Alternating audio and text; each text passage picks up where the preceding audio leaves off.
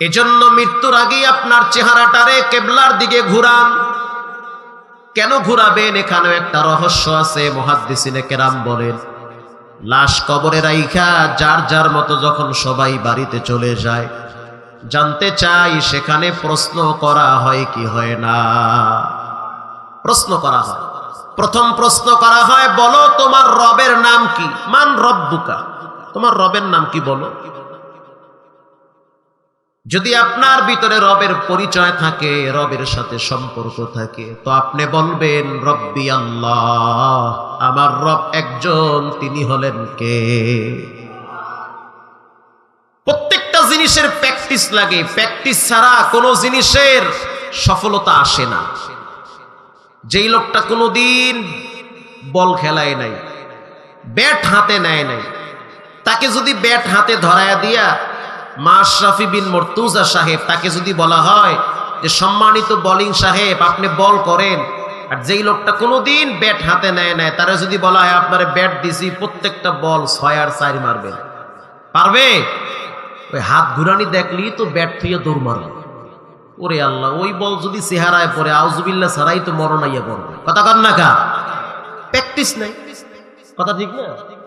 ঠিক কথাই তো, এটা তো ঠিক কথাই। ব্যাটিক কই না বাবা, প্র্যাকটিস নাই। এবার আপনারা বলেন, যে লোকটা কোরআনের হাফেজ না, এনারে যদি বলা হয় সামনে রমজান মাস আসতেছে, আপনি এই মসজিদে বেশি না 5 দিন খতম তারাবি পড়াইবেন, পারবে?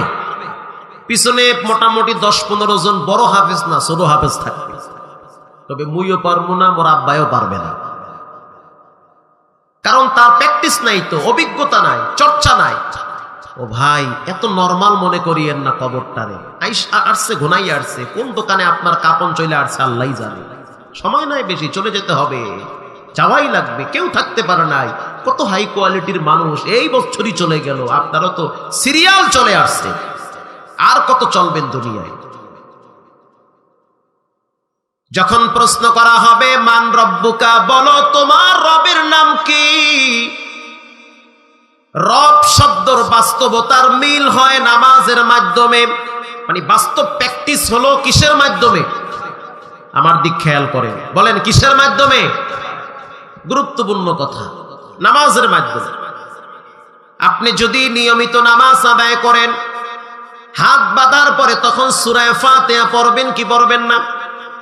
সূরা ফাতিহা যখন তেলাওয়াত করবেন, আলহামদুলিল্লাহি রাব্বিল আলামিন, রব্বিল আলামিন। বলেন রব শব্দ আছে না নাই? রব, এটা আপনার মুখ থেকে কে বের করাচ্ছে? আল্লাহ বের করতেছে। এরপরে যখন আপনি রুকুতে যাবেন, সুবহানা রাব্বিয়াল আযীম, এখানেও রব আছে না নাই? আপনি তো নামাজই পড়েন না, কেমনে কইবেন এটি? এরপরে যখন আপনি মাথা উঁচা করে বলবেন রব্বানা লাকাল হামদ, ও মানিকগঞ্জের সচেতন মুসলমান জানতে চাই এখানেও রব আছে না নাই? রব্বানা লাকাল হামদ। এরপরে যখন আপনার অস্তিত্ব, আমিত্ব সব কিছুকে বিসর্জন দিয়ে আপনি রবের কুদরতি কদমে নিজের কপালটা ঠেকাইয়া দিবেন, আপনার রব আপনার জবান থেকে এই আওয়াজটা বের করবে, সুবহানা রাব্বিয়াল আ'লা। বলেন এখানে রব আছে না নাই? এই যে রব রব বারবার পড়তেছেন, নামাজ শেষ হওয়ার পর আপনি বসে বসে তাসবিহ পড়তেছেন, সুবহানাল্লাহ, আলহামদুলিল্লাহ, লা ইলাহা ইল্লাল্লাহ।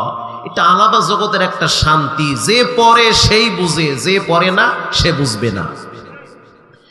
এরপরে আপনার মনে চাচ্ছে আমি এখন মসজিদে বসে আছি, আল্লাহর ঘর সবচেয়ে দামি জায়গা।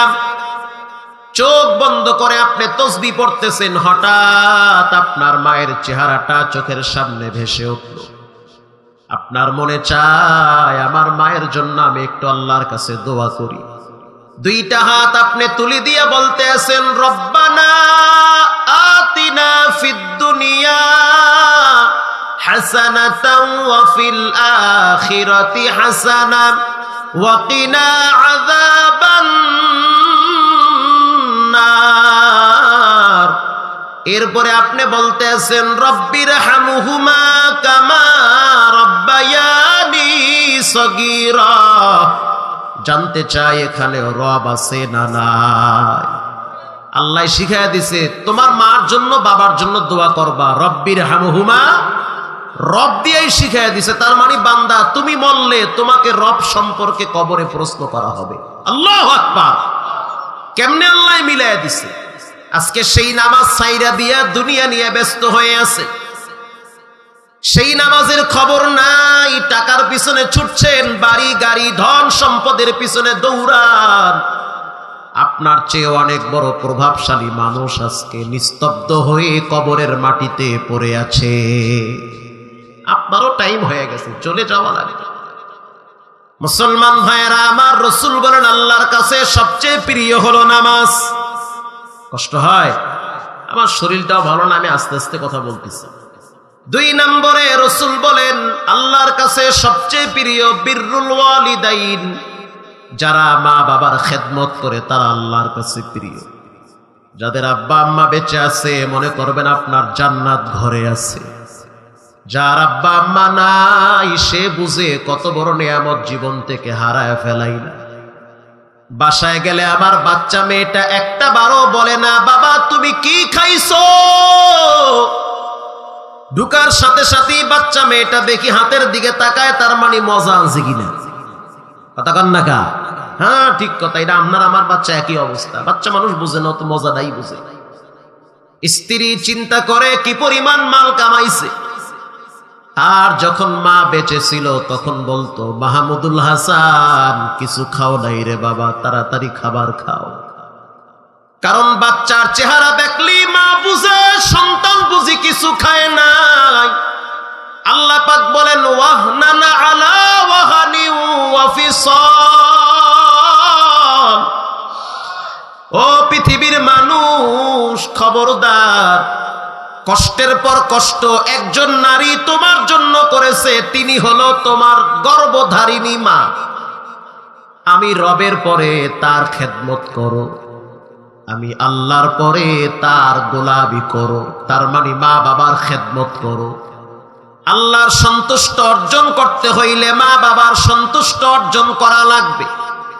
আল্লাহ তাআলা লোকমান হাকিমের সন্তান সহ পরোক্ষভাবে সারা দুনিয়ার মানুষদেরকে বলেন দুনিয়ার মানুষেরা মা বাবার সাথে ভালো আচরণ করো, কারণ মা বাবার মতো এত দয়া পৃথিবীতে আল্লাহ কাউরে দেয় নাই। আমার চোখ দিয়ে আমি মায়ের ভালোবাসা দেখছি। লঞ্চে বাড়িতে যাইতেছি বরিশাল, 2014 সালের ঘটনা। ঈদের সময় মা আর বাচ্চা নিচে ডেগে শুয়ে আছে, বাচ্চাও ঘুমায় মাও ঘুমায়। গভীর রাত, চিল্লা চিল্লির আওয়াজ পাইলাম। কি হইল বলে একটা ছোট বাচ্চা পদ্মা নদীতে নাকি পড়ে গিয়েছে। পরে নিচে গিয়া দেখলাম মা চিল্লাইতেছে আর দৌড়াইতেছে, আমার বাচ্চা কই, বাচ্চা তো আর নাই। তার মানে মা ঘুমায় গেছে, বাচ্চা আস্তে করে মায়ের পাশ থেকে উঠে গেছে। মাত্র 4 বছরের বাচ্চা, বুঝে না। সে তো হাঁটতে হাঁটতে হাঁটতে হাঁটতে লঞ্চের পিছনে গেল। লঞ্চের পিছনে পানি পড়ার মতো 2-3টা ছিদ্র আছে, ওখান থেকে পানি বের হয়। বাচ্চা এবার পানিতে হাত দিয়া পানির মজা পাইছে, কারণ বাচ্চারা পানির প্রতি বেশি আগ্রহ। পানির মজা পাওয়ার পর এবার এই বাচ্চাটা একেবারে পানির কিনারায় গেছে। যাওয়ার পরে পায়ে তো স্যান্ডেল ছিল, যেই জায়গায় দাঁড়াইছে ওখানে মানুষ কলা খাওয়ার পরে ছোলা ফালায় রাখছে। ওই বাচ্চার একটা পা কলার ছোলার উপরে পড়েছে। কলার ছোলা তো পিছলা, আস্তে করে স্লিপ কাটছে, বাচ্চাটা স্লিপ কাইটা পানিতে পড়ে গিয়েছে। তো পানিতে পড়ার সময় মৃত্যু তো যন্ত্রণা আছে, চেষ্টা করছিল যে একটু দেখি টিকা যায় কিনা, কিন্তু লোড সইতে পারে নাই। জুতাটা কলার ছোলার সাথে লেগেছিল। মা যখন ঘুরতে ঘুরতে পিছনে চলে গেছে, গিয়া দেখতে আছে সন্তানের জুতা ঝুলতেছে। আমি তাকাইয়া দেখছি মা জুতাটা হাতে নিয়ে বুকে লাগায় আর চুমা খায়, আর বলে এটা আমার সন্তানের জুতা। আমরা বুঝতে পারি নাই যে মহিলাটা এভাবে বাচ্চার মহব্বতে পানিতে ঝাঁপ দিবে। পাগলনির মতো জুতা হাতে নিয়া মহিলাটা পানিতে ঝাঁপ দিয়েছে। রাত্র তখন 3টা বাজে। পরের দিন শুনলাম, পত্রিকায় আসলো, বাচ্চার মা একই জেলের জালে গলাগলি ধরে নদীর কিনারায় ভেসে উঠছে। আল্লাহু আকবার। এটা হলো বাচ্চার প্রতি মায়ের মহব্বত। মা মরতে রাজি, কিন্তু বাচ্চারে মারতে রাজি না। ও সন্তানেরা, তোমরা এক সময় ছোট ছিলা, মায়ের আদর যত্নে ছিলা। রাত জেগে জেগে তোমার পায়খানা প্রস্রাব তোমার মা মেথরনির মতো নিজের হাতে সাফ করছে। আজকে মা বুড়ি হয়ে গেছে, মায়ের গলার কাশ তোমার কাছে ভালো লাগে না।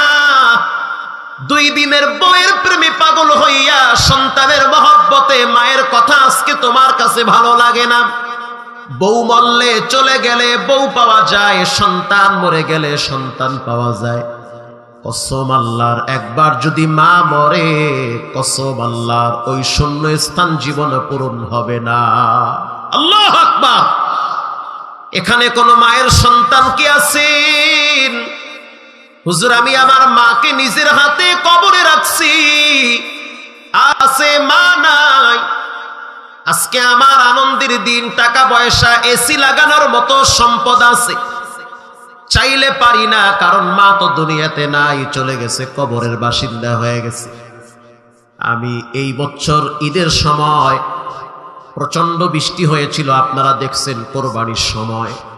বৃষ্টির পানিতে ঢাকা শহরে হাঁটা যায় না, ড্রাইভার ঘর থেকে বের হইতে পারে না। আমি নিজে ড্রাইভ করে গাড়ি নিয়ে গেছি সেই দিন নামাজ পড়াইতে রাজারবাগ পুলিশ লাইনে। প্রচন্ড বৃষ্টির কারণে পানি জমা হয়ে গেছে, সামনে আগানো যায় না। ঈদের নামাজ শেষ করার পর যখন আবার আসতেছিলাম, রাস্তা হারায় ফেলাইছি। এত বৃষ্টি, কোথায় রাস্তা উলে গেছে। ঘুরতে ঘুরতে ঘুরতে ঘুরতে আজিমপুর গোরস্থানের পাশ দিয়া যাচ্ছি।